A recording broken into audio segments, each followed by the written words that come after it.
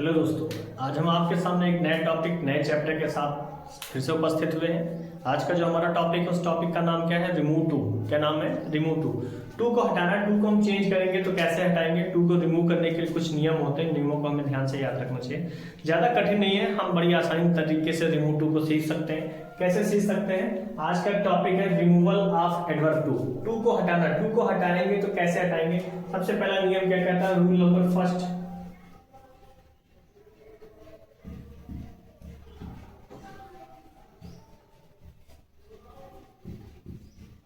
To की जगह सो का प्रयोग करेंगे। टू की जगह किस चीज का हम प्रयोग करेंगे?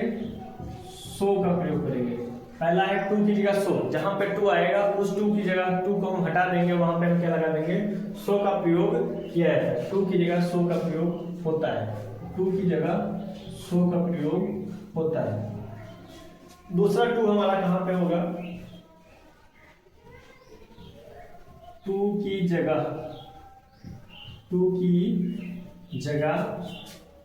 That plus subject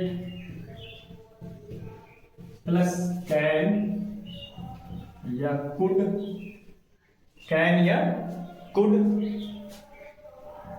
plus not या विल का प्रयोग करेंगे।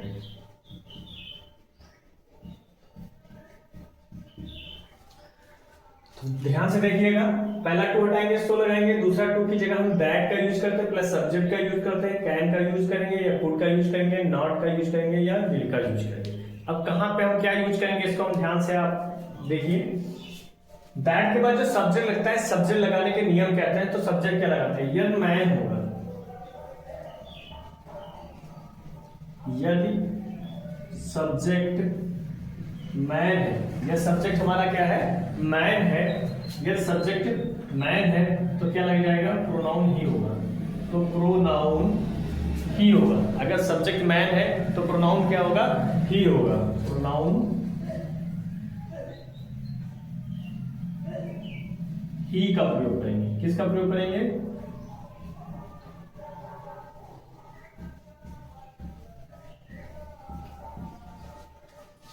यदि सब्जेक्ट मैन है तो प्रोनाउन ही का प्रयोग करेंगे। और मैन की बजाय अगर क्या है? ओमेन है। क्या है? ओमेन। ओमेन लिख सकते हैं। ओमेन है, मैन की बजाय क्या है? ओमेन है। तो ओमेन की जगह जहां पे हमने ही लिखा था, ही की जगह हम क्या यूज करेंगे? सी यूज करेंगे। क्या यूज करेंगे? सी यूज करेंगे। अगर नॉन लिविंग है, क्या है? नॉन लिविंग है, तब हम वन का यूज करेंगे। किसका यूज करेंगे? वन का यूज करेंगे। अगर टू बी दिया गया है, क्या दिया गया है? टू बी, तब हम इट का प्रयोग करेंगे। किसका प्रयोग करेंगे? इट का। तो सब्जेक्ट लगाने का कुछ नियम है। क्या है? अगर सब्जेक्ट मैन मतलब कोई भी वाक्य के शुरुआत में अगर कोई मनुष्य के बारे में बात किया जाता है तो प्रोनाउन हमारा जो दैट के बाद लगेगा वो क्या लगेगा? ही लगेगा। ओमेन होगा तो सी लगेगा, नॉन लिविंग होगा तो वन लगेगा, टू बी होगा तो क्या लगेगा? इट का प्रयोग किया जाता है। ऐसे हमारे कैन का प्रयोग किसमें करेंगे? कुड का प्रयोग किसमें करते हैं? प्रेजेंट टेंस होने पर।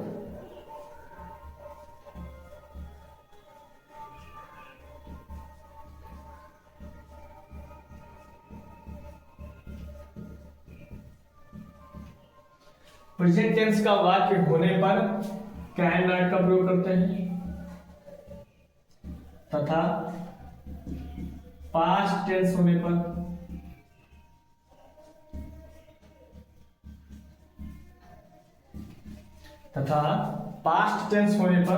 कुड नॉट का प्रयोग करते हैं। किसका प्रयोग करते हैं? कुड नॉट का प्रयोग करते हैं। कुड नॉट का प्रयोग करते हैं। काय का प्रयोग करते हैं? कुड नॉट का। मतलब प्रेजेंट टेंस होगा तो वाक्य में प्रेजेंट टेंस होने पर कैन नॉट का प्रयोग करते हैं, पास्ट टेंस में होने पर कुड नॉट का प्रयोग करते हैं।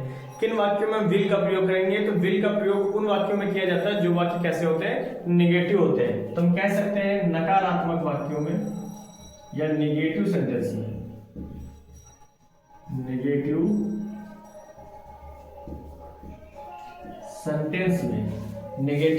सेंटेंस में विल का प्रयोग करते हैं।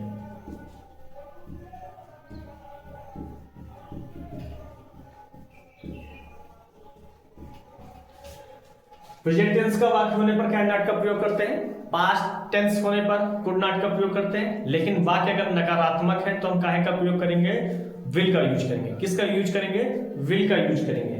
ये तो एक नियम हो गया। डबल टू, अगर वाक्य में कैसा है डबल टू है तो ये नियम है। अगर सिंगल टू है, वाक्य में कैसा है सिंगल टू है, केवल टू है,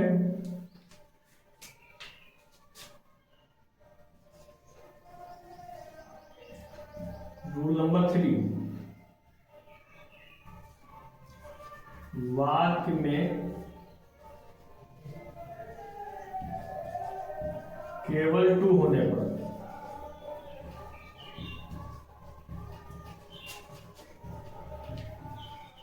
टू की जगह, वाक्य में केवल टू होने पर टू की जगह हम काहे का यूज करेंगे, एक्सट्रीमली का यूज करेंगे। EXTREMELY, एक्सट्रीमली या beyond the proper limit, beyond the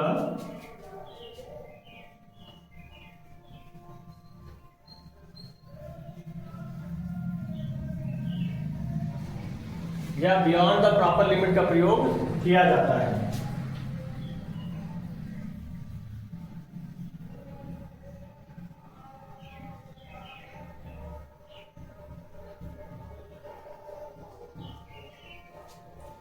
वाक्य में केवल टू होने पर टू की जगह एक्सट्रीमली या बियॉन्ड द प्रॉपर लिमिट का प्रयोग करते हैं। या तो हम एक्सट्रीमली लगाएंगे या क्या लगाएंगे, बियॉन्ड द प्रॉपर लिमिट। एक ही चीज का यूज करेंगे, बस याद क्या रखना है, अगर हम एक्सट्रीमली लगाते हैं तो एडजेक्टिव के पहले लगाएंगे और बियॉन्ड द प्रॉपर लिमिट का यूज करेंगे तो कहां पे यूज करेंगे हम एडजेक्टिव के बाद में करेंगे। अब हम आपको एक दो एग्जांपल बताते हैं, एग्जांपल से आप समझिएगा। जैसे पहला वाक्य हमारा है late to start, it is never too late, इसमें डबल टू है, एक तो ये टू है, दूसरा हमारा ये टू है। तो हम क्या करेंगे, लिखेंगे इट इज नेवर। अब नेवर है तो नेगेटिव नहीं, नेवर है तो नेवर का नेवर ही यूज करेंगे हम, नॉट का प्रयोग यहाँ पे नहीं करेंगे।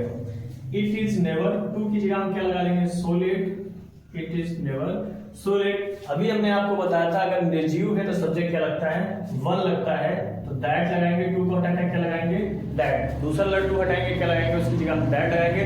दैट के बाद में हम काहे का यूज करेंगे, इज लगा हुआ है तो हम पहले दैट के बाद सब्जेक्ट, सब्जेक्ट क्या है वन, क्या लगाएंगे, one can not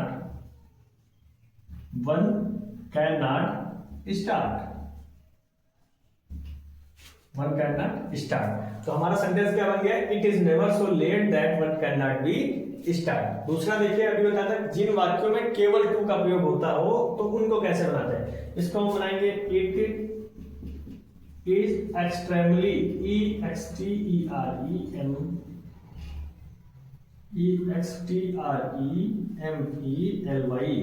extremely hot.